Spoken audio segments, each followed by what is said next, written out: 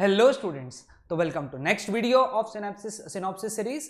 इस वीडियो में हम लोग डिस्कस करेंगे the concept of radiations which is part 2 of mechanical properties of fluids. Okay, mechanical properties of fluids का part 1 already upload हो चुका है, ये पार्ट 2 है। इस पार्ट में हम लोग रेडिएशंस, ये वाला पार्ट, क्योंकि पूरे चैप्टर का नाम क्या है, kinetic theory of gases and radiation, तो रेडिएशन वाला पार्ट हम लोग डिस्कस करेंगे। सो अपने कॉपी और मतलब रजिस्टर और पेन के साथ में रेडी हो जाओ और ऐसे नोट्स लिखो कि सीईटी के 2 दिन पहले तुमको मजा आ जाए पढ़ के। ओके, सो चलो without wasting our time will start with our topic radiations part 2।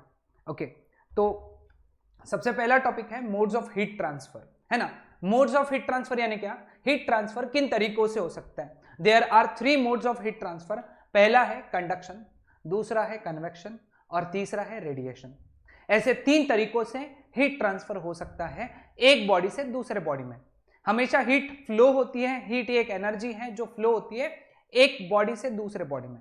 तो उसके तरीके ये 3 हैं, तो सभी लोग नोट डाउन कर लेंगे। उसमें से हम लोग फर्स्ट पार्ट डिस्कस करेंगे which is conduction. What is conduction?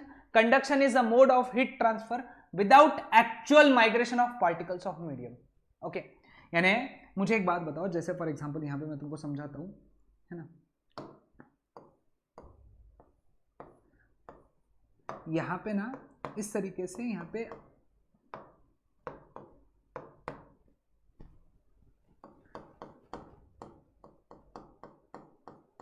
ठीक है, यहां पे इस तरीके से ऐसे आग जलाई हुई है, ठीक है। ये एक रॉड हम लोगों ने कंसिडर किया है, यहाँ पे ये एक ऐसा रॉड है, ठीक है। तो पहले क्या होगा, यहाँ पे ये रॉड जो है, रॉड का ये एंड गर्म होगा, फिर ये एंड गर्म होगा, धीरे धीरे करते करते करते करते ये हीट यहाँ पे पहुंचेगी, यानी आखिरी में रॉड का ये हिस्सा गर्म होगा। तो हो क्या रहा है, यहां से हीट यहां ट्रांसफर हो रही है, लेकिन पार्टिकल्स पासिंग द पार्सल खेल रहे हैं। क्या खेल रहे हैं? Passing the parcel. मतलब क्या, अपनी हीट बाजू वाले को दे रहे हैं, वो खुद अपनी जगह नहीं छोड़ रहे हैं, है ना, विदाउट एक्चुअल माइग्रेशन। यानी वो अपनी खुद जगह नहीं छोड़ रहा है, बस खुद एनर्जी लेके बाजू वाले की बढ़ा रहे हैं, फिर बाजू वाले की बढ़ा रहे हैं, फिर बाजू वाले की बढ़ा रहे हैं। यानी कोई भी पार्टिकल अपनी जगह नहीं छोड़ रहा है, लेकिन हीट ट्रांसफर हो रहा है। तो ऐसे मोड को हम लोग बोलते हैं कंडक्शन। कंडक्शन को मीडियम चाहिए, है ना, मोस्ट इंपॉर्टेंट। बगैर मीडियम के कंडक्शन नहीं होगा, मतलब कंडक्शन वैक्यूम में नहीं होगा, है ना। तीसरा, this is the slowest mode of heat transfer. ये सबसे स्लो होता है, इसका बहुत इसकी स्पीड स्लो होती है ना। रॉड ऐसा हाथ अपन ने रॉड आग में डाला तो तुरंत हमको गर्म नहीं लगेगा, टाइम लगेगा, है ना। एक चीज लिख लो, does not take place in vacuum. So ये था ऑल अबाउट कंडक्शन। ओके, अब बात करते हैं हम लोग रेडिएशन की, सॉरी कन्वेक्शन की। कन्वेक्शन वो मोड ऑफ हीट ट्रांसफर है in which actual migration of particles of medium take place. यानी पार्टिकल्स माइग्रेट करेंगे एक जगह से दूसरी जगह और हीट लेकर जाएंगे। जैसे कि एसी जब ऑन करते हैं तो जो पार्टिकल, ठंडा वाला पार्टिकल है जो एसी से निकल रहा है, इमेजिन करो कि एसी से एक मॉलिक्यूल, ठंडे एयर का मॉलिक्यूल निकल रहा है, वो तुम तक पहुंच रहा है और फिर तुमको ठंडी लग रही है, मतलब हीट का ट्रांसफर हुआ, ठंडे हीट का ठंडा हुआ तुम्हारे तक ट्रांसफर हुआ, किसके वजह से? वो मॉलिक्यूल के वजह से। तो वो जो मेथड है उसको हम लोग क्या कहते हैं? कन्वेक्शन, है ना। It also requires material medium, मतलब ये कहां पे नहीं होगा? वैक्यूम में नहीं होगा। वैक्यूम में कन्वेक्शन भी नहीं होता है, और ये कंडक्शन से फास्टर है लेकिन रेडिएशन से स्लोअर है ना। तो यहां पे भी लिख लेंगे, does not occur in vacuum, ये भी वैक्यूम में नहीं होगा, ठीक है। So this is all about convection. अब बात करते हैं रेडिएशन की। Radiation is the fastest mode of heat transfer in the form of electromagnetic radiation. Heat transfer in the form of electromagnetic waves या इलेक्ट्रोमैग्नेटिक रेडिएशन। अब electromagnetic waves क्या है, ये हम लोगों को नहीं ध्यान में रखना है, ये सिंपल एक वेव्स होती है, ट्रांसवर्स वेव्स होती है। ओके, दूसरा, it does not require material medium, मतलब ये वैक्यूम से हो सकता है ना। वैक्यूम में भी होगा, मीडियम रहा तो भी ठीक, नहीं रहा तो भी ठीक। ओके, तीसरा, fastest mode of heat transfer, ठीक है। इसमें चौथा पॉइंट याद रखना, थर्मल रेडिएशंस। ये पिछले सिलेबस में था, ये याद रखना है, थर्मल रेडिएशंस जो होते हैं यानी वो रेडिएशंस विच कैरी हीट, है ना, तो इनकी वेवलेंथ याद रखना है, क्योंकि वेवलेंथ आई थी तुमको PYQs में दिखेगा इसका वेवलेंथ 7700 एंगस्ट्रॉम टू 4 × 10⁻6 एंगस्ट्रॉम। कुछ बुक्स में 4 की जगह 7 भी है, लेकिन हम लोग 4 याद रखेंगे, ठीक है। This is the wavelength range of thermal radiations, क्योंकि ये वेव है ना, ये आफ्टर ऑल क्या है, एक वेव है, और हर वेव की एक क्या होती है, वेवलेंथ होती है, ठीक है। तो रेडिएशन में वेव्स रहेगी, ठीक है। अब पूरा चैप्टर रेडिएशन पे बेस्ड है, मतलब अब हम लोग इसके आगे कंडक्शन और कन्वेक्शन की बात नहीं करेंगे। अब आते हैं कोएफिशिएंट ऑफ एब्जॉर्प्शन पे, ठीक है। वो समझाने के लिए ध्यान दो सिचुएशन। ये एक ऑब्जेक्ट है, ठीक है, इसके ऊपर इस तरीके से हीट गिरी, कितनी हीट गिरी, Q, ओके। अब ये Q में से QA एब्जॉर्ब होगी, है ना, QR रिफ्लेक्ट हो गई, और QT ट्रांसमिट हो गई, ओके। यानी कितनी हीट गिरी थी Q, उसमें से कितनी एब्जॉर्ब हुई QA, कितनी रिफ्लेक्ट हुई QR, और कितनी ट्रांसमिट हुई QT, ओके। ऐसा मैं लिख सकता हूं। अब जितनी हीट एब्जॉर्ब हुई अपॉन जितनी हीट गिरी, the ratio of amount of heat absorbed to total incident heat, that is known as coefficient of absorption. The ratio of amount of heat absorbed to total quantity of heat incident, यानी A is QA/Q, ठीक है। ये एक unitless dimensionless quantity है,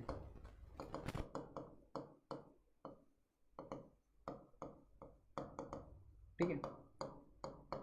ये 1 से छोटा या उसके जितना हो सकता है, कभी 1 से बड़ा नहीं होगा, याद रखना, ठीक है। So this is about coefficient of absorption. Coefficient of reflection, अब सेम वे में coefficient of reflection is ratio of amount of radiant heat reflected to total quantity of heat incident, यानी R is equal to QR/Q, यानी जितनी heat reflect हुई upon जितनी heat हम लोगों ने टोटल डाली। R यानी क्या है, ये एक दो हीट क्वांटिटीज है, उनका रेशियो है, तो ये भी यूनिटलेस और डायमेंशनलेस क्वांटिटी है, ठीक है, यूनिटलेस और डायमेंशनलेस, ठीक है। ये भी एक प्योर नंबर है, इसकी भी वैल्यू 1 से छोटी या 1 के जितनी हो सकती है, 1 से ज्यादा नहीं होगी, ठीक है।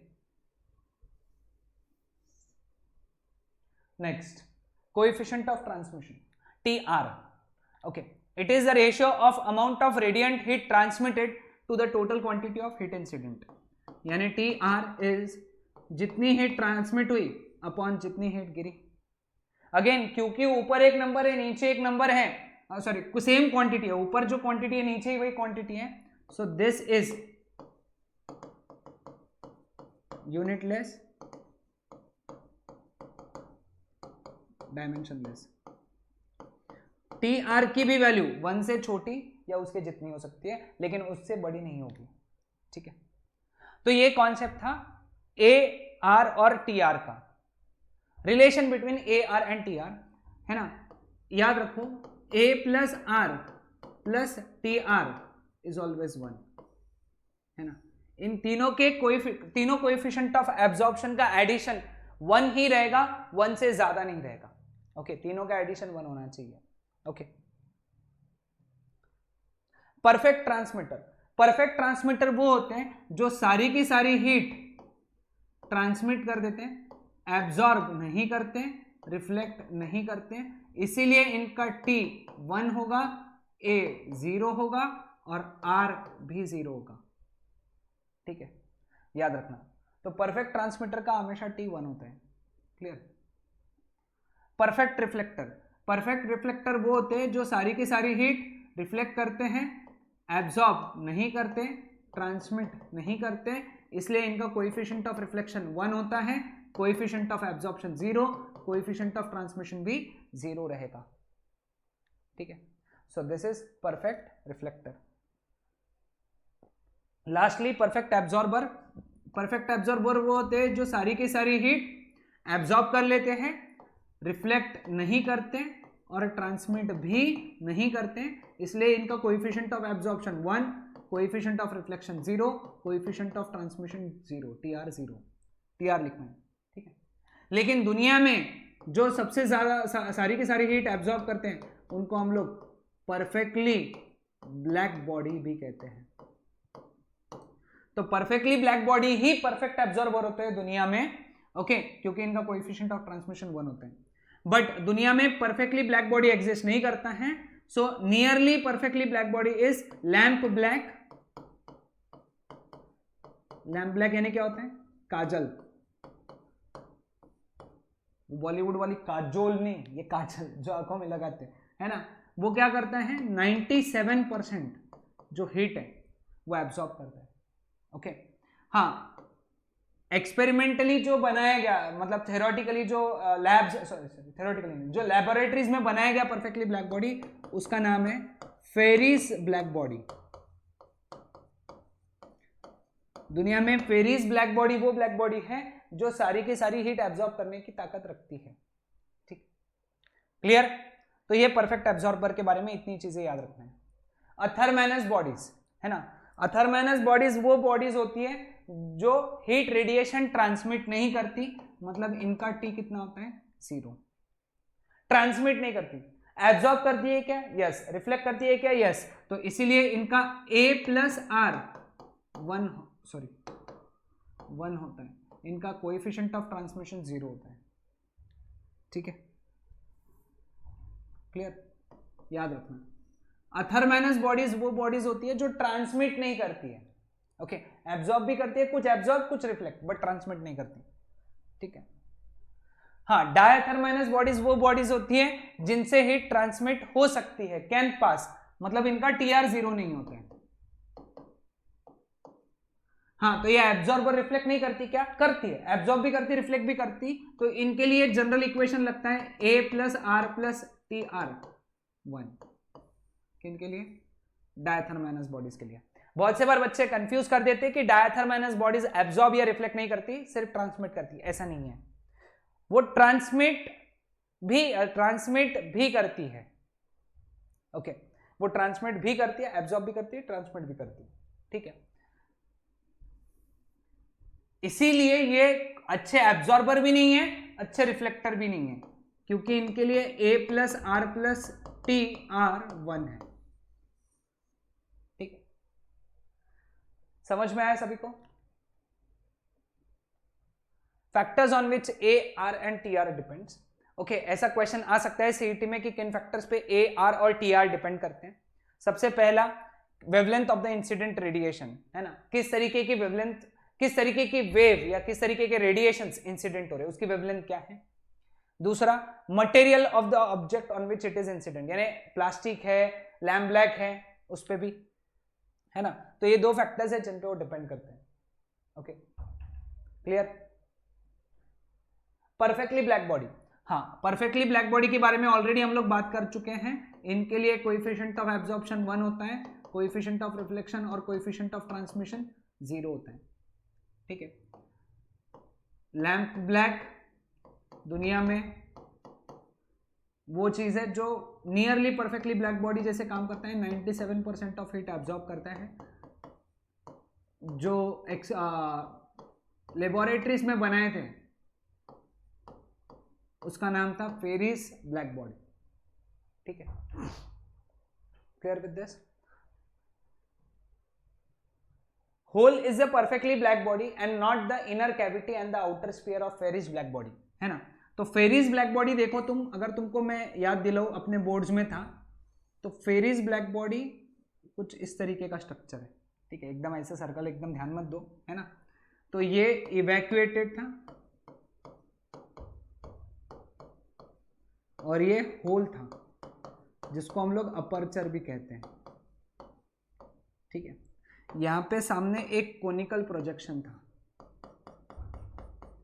है ना, और अंदर से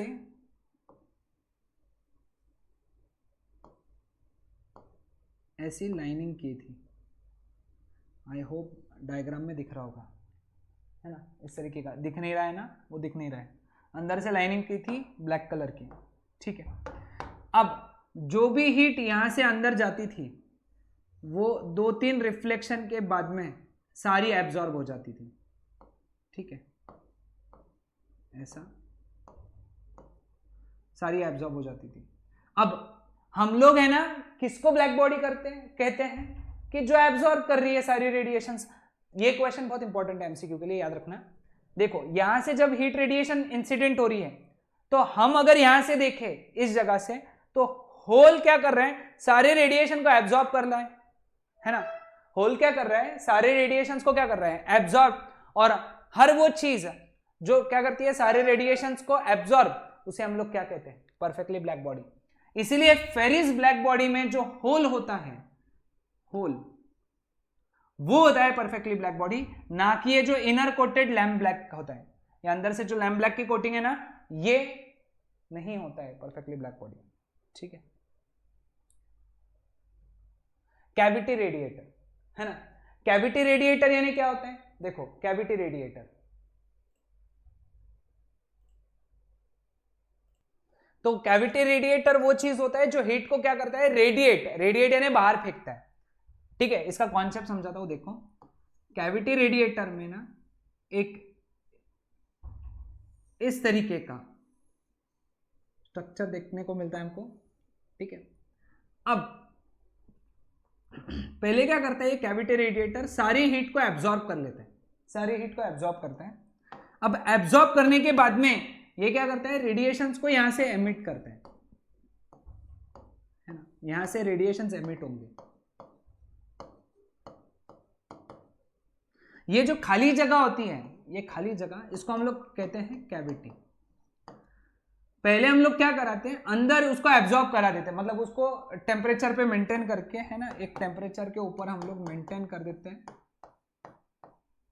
है ना, टेम्परेचर पे मेंटेन करते हैं, और फिर अंदर से सारे रेडिएशंस बाहर निकलते हैं। तो ये जो रेडिएशंस बाहर निकलते हैं, इन रेडिएशंस को हम लोग कैविटी रेडिएशंस कहते हैं।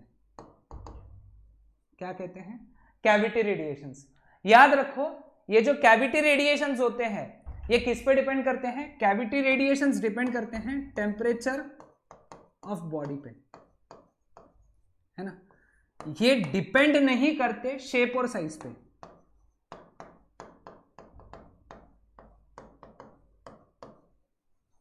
ठीक है, तो ये जो कैविटी रेडिएशंस यानी क्या, कैविटी से निकलने वाले रेडिएशंस, तो ये रेडिएशंस जो है ये बॉडी के टेम्परेचर पे डिपेंड करते हैं। हम लोग इसके बारे में आगे भी पढ़ेंगे बहुत डिटेल में, परफेक्टली ब्लैक बॉडी में, ओके, स्पेक्ट्रल डिस्ट्रीब्यूशन में आगे मैं बहुत डिटेल में पढ़ाऊंगा, अभी सिर्फ इतना याद रखो, okay. Prevost theory of heat exchange, है ना, प्रीवोस्ट थ्योरी क्या कहता है कि अगर rate of heat absorption is less than rate of heat emission, है ना, एमिशन। अब एमिशन नया चीज है, हीट एब्जॉर्ब कर रहे हैं बॉडी और हीट एमिट भी कर रहे हैं, है ना। अगर वो ज्यादा हीट एमिट कर रहे हैं और कम हीट एब्जॉर्ब कर रहे हैं तो टेम्परेचर डिक्रीजेस, ठीक है। अगर यही rate of absorption of heat it is greater than rate of emission of heat, तो टेम्परेचर इंक्रीजेस, टेम्परेचर बढ़ता है। और यही अगर rate of absorption is equal to rate of emission रहेगा तो temperature of body remains constant. तो ये चीज को हम लोग कहते हैं Prevost theory of heat exchange, okay. तो Prevost theory of heat exchange सभी को समझ में आया, ओके। वेरिएशन ऑफ टेम्परेचर, ये भी समझा दिया, ये वही था। Okay, factors on which amount of heat radiated by body depends, है ना। सबसे पहला बॉडी के एब्सोल्यूट टेम्परेचर पे, बॉडी का टेम्परेचर क्या है। दूसरा नेचर ऑफ बॉडी, यानी किस मटेरियल से बना है, कैसा सरफेस है उसका, पॉलिश्ड है या नहीं है, उस पर भी डिपेंड करते हैं, है ना। सरफेस एरिया, बॉडी का सरफेस एरिया क्या है।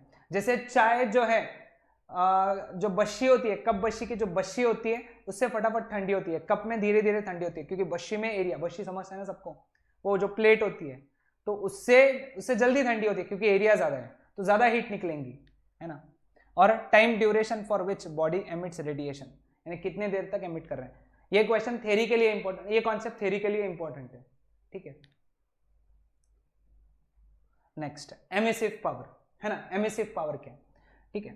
देखो, एक सपोज परफेक्टली ब्लैक बॉडी है ना, उसको अपन ने क्या किया, हीट दिया, उसको क्या किया अपन ने, हीट दिया, तो वो क्या करेगा, हीट को, सारी की सारी हीट को क्या करेगा, एब्जॉर्ब।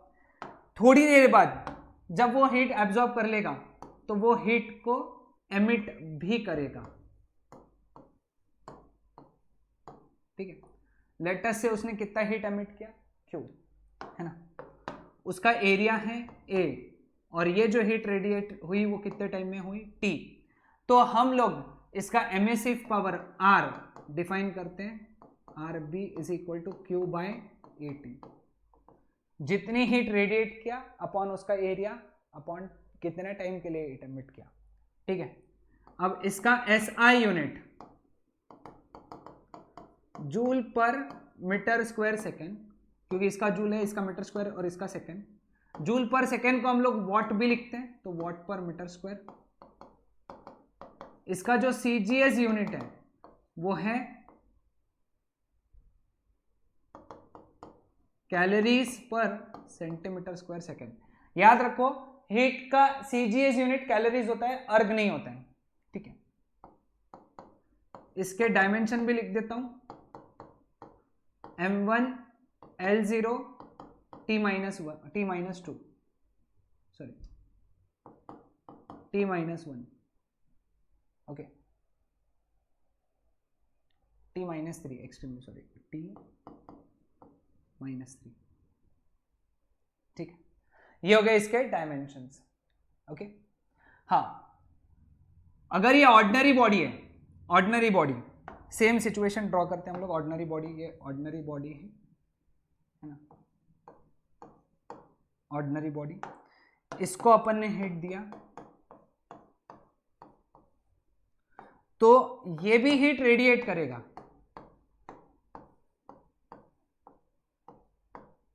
लेट अस से कितनी हीट रेडिएट किया, Q, इसका एरिया क्या है A, और इसका टाइम है T।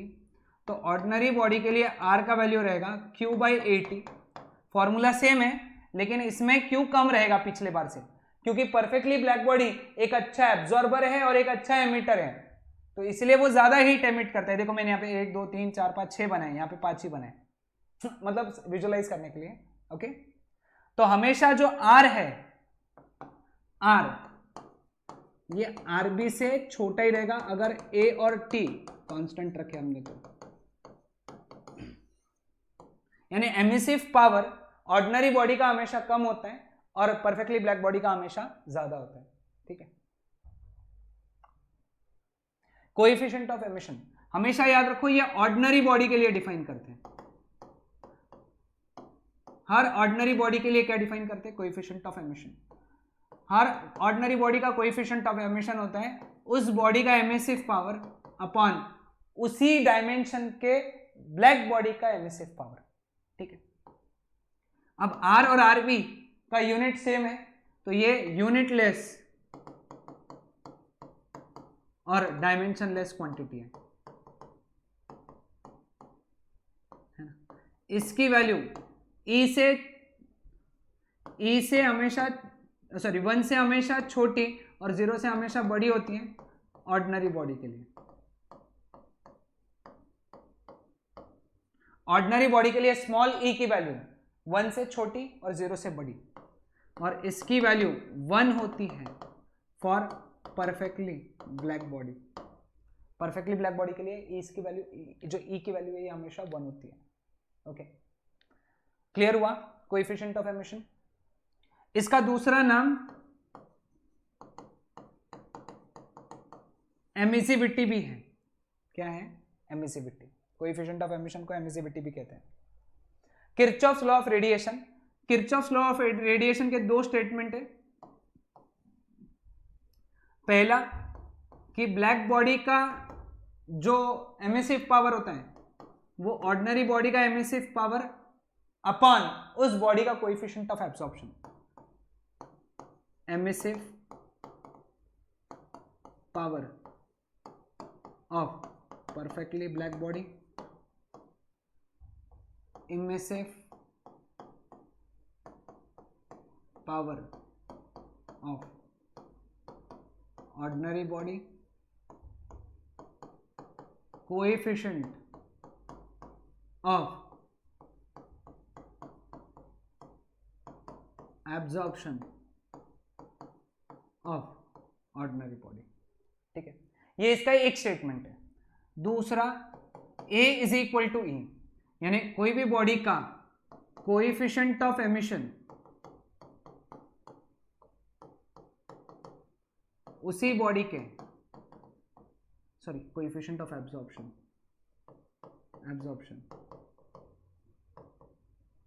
उसी बॉडी के कोएफिशिएंट ऑफ एमिशन के इक्वल होता है। ठीक है, इसी से हम लोग प्रूव करते हैं good absorber is good emitter. ये क्वेश्चन आ चुका है कि good absorber is good emitter. ये किसका स्टेटमेंट है? ये स्टेटमेंट है किरचॉफ्स लॉ ऑफ रेडिएशन का। Good absorber is good emitter, है ना। ऑर्डिनरी बॉडी का कोएफिशिएंट ऑफ एब्जॉर्प्शन उसके कोएफिशिएंट ऑफ एमिशन के बराबर होता है। ठीक है, spectral distribution of black body radiation, है ना। स्पेक्ट्रल डिस्ट्रीब्यूशन यानी क्या है? ग्राफ है। ग्राफ किसका किसका है? Emissive power versus wavelength of emitted radiations. ठीक है, हमने एक चीज पढ़ा कि जब भी हम लोग ब्लैक बॉडी को हीट करते हैं तो टेम्परेचर देते हैं, उसका टेम्परेचर बढ़ाते हैं, तो वो हीट क्या करती है? एब्जॉर्ब करती है और फिर बाद में वो एमिट करती है। तो जो एमिट करती है उसका एक क्वांटिटी है आरबी, एमिसिव पावर, और जो एमिट हो रही है वो रेडिएशन से। हर रेडिएशन की क्या होती है? वेवलेंथ, तो उसका ग्राफ। ठीक है, तो ये ग्राफ दिखता कैसे है? यहां पे प्लॉट करते वेवलेंथ, यहां पे प्लॉट करते emissive power, radiant power per unit area, ऐसा भी बोलते हैं इसको, radiant power per unit area. तो ये जो ग्राफ आया ये ऐसा आता है ना। तो शुरुआत में जैसे जैसे एमिसिव पावर, जैसे जैसे वेवलेंथ एमिसिव पावर बढ़ता है तो वेवलेंथ बढ़ती है। एट पर्टिकुलर वेवलेंथ λ1 उसका एमिसिव पावर मैक्सिमम है ना, इसको λ1 मैक्स बोलते हैं। ठीक है, और ये हुआ 3000 केल्विन पे। कितने केल्विन पे? 3000 केल्विन पे। तो λ1 मैक्स क्या है? देखो ध्यान से, λ1 max that is wavelength at which emissive power is maximum at body का टेम्परेचर 3000 केल्विन। तो यहां पे अपन ने क्या देखा? शुरुआत में as wavelength increases radiant power, emissive power increases at particular wavelength emissive power is maximum. फिर वापस जैसे जैसे वेवलेंथ बढ़ा एमिसिव पावर कम होता चला गया। ठीक है, फिर दूसरा टेम्परेचर अगर बॉडी का टेम्परेचर बढ़ा दिया, कितना कर दिया? 4000 केल्विन। तो ग्राफ का नेचर सेम था, बस ग्राफ थोड़ा ऊंचा गया, और इस बार λ2 मैक्स इस वेवलेंथ पे एमिसिव पावर मैक्सिमम हुआ। तो λ2 मैक्स ये वो वेवलेंथ है जहां पे एमिसिव पावर मैक्सिमम है एट 4000 केल्विन, समझे? ठीक है, फिर हमने टेम्परेचर और बढ़ाया और उसको कर दिया 5500 केल्विन, ठीक है। तो ग्राफ और ऊंचा गया, लेकिन नेचर सेम था। नेचर कैसा सेम था? अगर शुरुआत में वेवलेंथ बढ़ी तो एमिसिव पावर बढ़ा, एक पर्टिकुलर वेवलेंथ λ2 मैक्स पे एमिसिव पावर मैक्सिमम था, है ना? तो λ3 चाहिए, सॉरी λ3 मैक्स, ये क्या रहेगा? Wavelength at which emissive power is maximum at 5000 kelvin, ठीक है। फाइनली एक ग्राफ है जो आया 5500 केल्विन पे, सॉरी ये 0 चाहिए था, 5000 चाहिए था, एक्सट्रीमली सॉरी, ये 5000 चाहिए था, ठीक है। तो इसमें भी ग्राफ का नेचर सेम आया, शुरुआत में वेवलेंथ बढ़ी तो एमिसिव पावर बढ़ा, एक पर्टिकुलर वेवलेंथ यानी कौन सा? λ4 मैक्स, ये वो वेवलेंथ थी जहां पे emissive power is maximum at 5500 kelvin, ठीक है। अब इसके लिए याद क्या क्या रखना है? इसके लिए सबसे पहला पॉइंट याद रखना है एरिया अंडर द ग्राफ, है ना? ये पॉइंट एमसीक्यू के लिए इंपॉर्टेंट है ना? एरिया अंडर द ग्राफ क्या रिप्रेजेंट करता है? Area under the graph represent करता है total radiant heat emitted by perfectly black body at all wavelengths, ठीक है। दूसरा, at particular temperature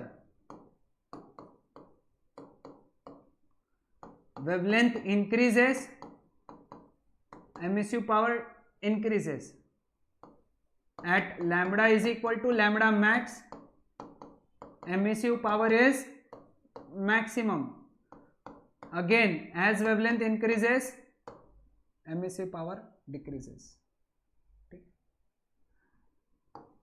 तीसरा, as temperature increases lambda max decreases. What is lambda max? Lambda max is not maximum wavelength. Lambda max is wavelength at which emissive power is maximum. ठीक है, समझ में आया?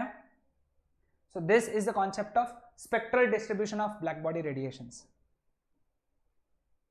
Wien's displacement law. Okay, Wien's displacement law क्या है? It states that for perfectly black body जो lambda max होता है that is inversely proportional to temperature, जब प्रोपोर्शनलिटी हटा तो इक्वल टू आया और एक कांस्टेंट आया बी, इस कांस्टेंट को हम लोगों ने वीन्स कांस्टेंट बोला। ये पिछले वाला जो कॉन्सेप्ट था उससे आया, लैम्बडा मैक्स यानी again that is wavelength at which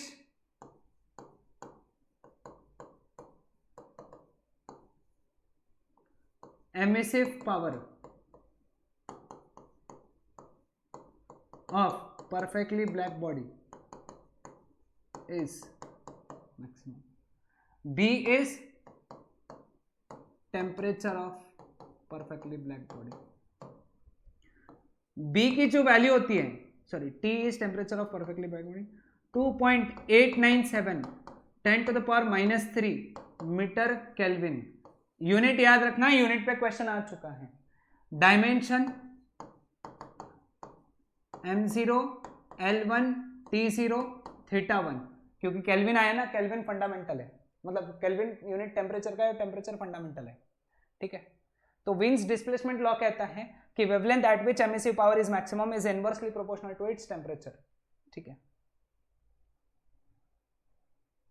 the wavelength corresponding to maximum intensity of sun is in the blue green region of the visible spectrum.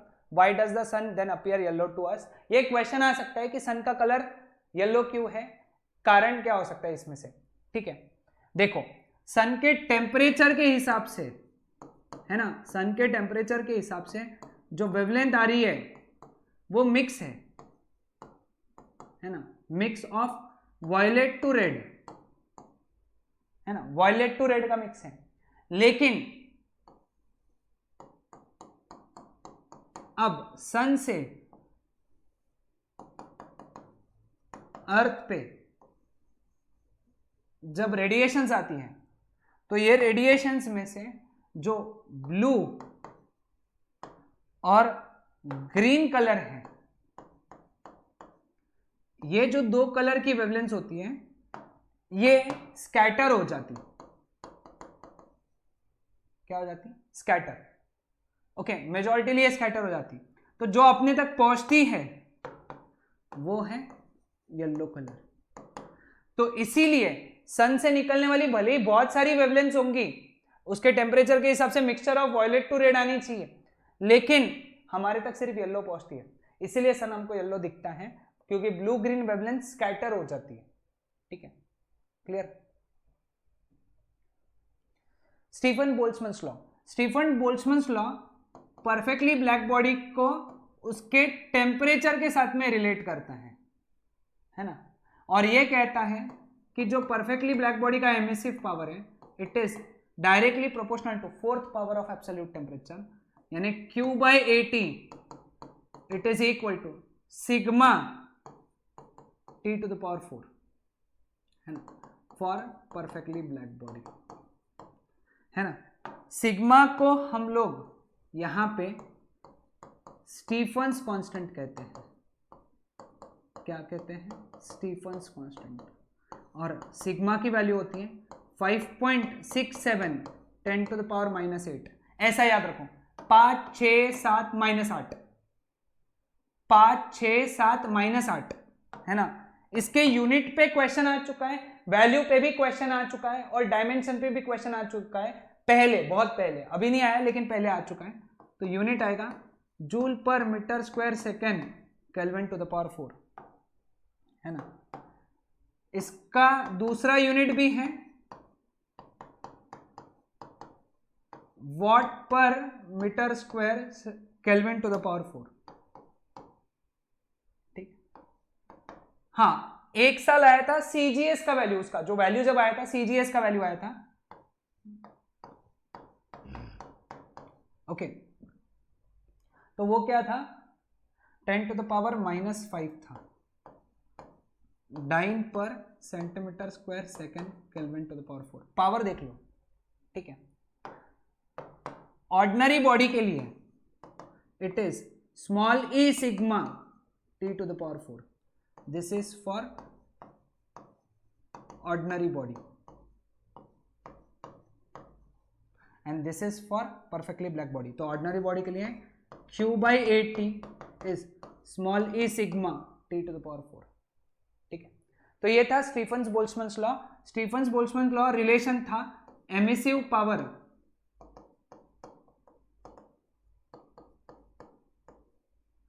और टेम्परेचर के बीच का। ठीक है, expression for rate of loss of heat by black body in cooler surrounding. ठीक है, अभी क्या होता है ना, एक सपोज परफेक्टली ब्लैक बॉडी है जिसका टेम्परेचर कितना है T, तो वो हीट एमिट करेगा।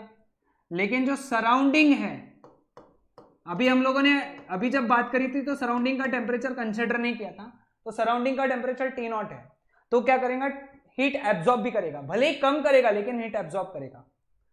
खुद हीट एमिट करेगा बहुत ज्यादा, थोड़ी सी हीट एब्जॉर्ब करेगा सराउंडिंग से, है ना, थोड़ी सी हीट एब्जॉर्ब करेगा। तो rate of loss of heat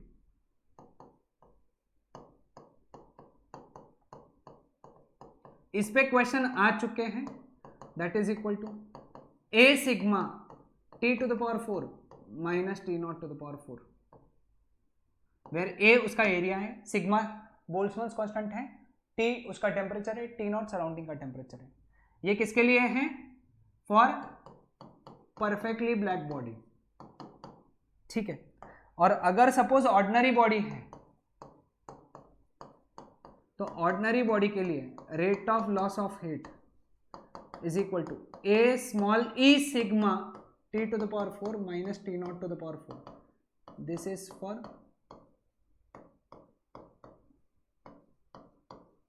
ordinary body.